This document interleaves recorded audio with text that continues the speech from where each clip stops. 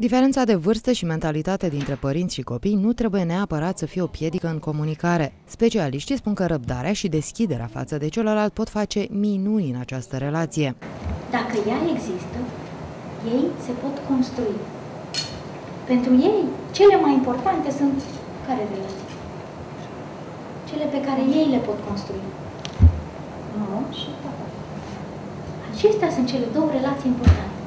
O relație nu se vede, dar ea există între noi.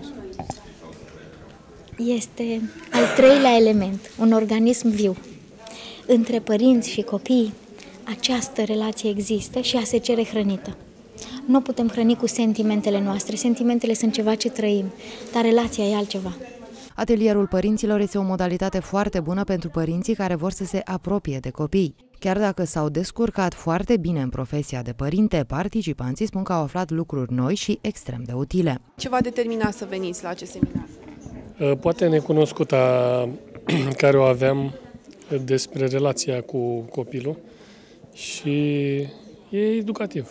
E o chestie foarte educativă pentru fiecare părinte și e de bun augur că o să mai vin.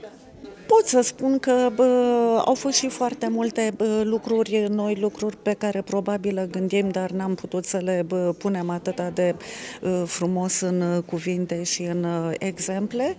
A fost ceva foarte cald și fiind într-adevăr exemplificat în atât de multe momente și situații, mi se pare că a fost cu atât mai bun pentru noi, pentru toată lumea. Ne ajută acest tip de seminarii. De multe ori și la multe întruniri și la ședințele de la școală ni s-a spus că pentru orice profesie există o școală, dar pentru meseria de părinte nu există nicio pregătire și tocmai de aceea consider că și în școli ar trebui introduse aceste tipuri de activități. Dacă există probleme de comunicare, eu cred că există pentru că de fapt nu comunicăm, ci doar vorbim.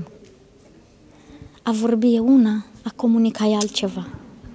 A comunica înseamnă a-l asculta pe celălalt. Cât de des părinții și copiii se ascultă unii pe alții. Conferința Să fii părinte cu minte face parte din seria de seminarii intitulate Atelierul părinților.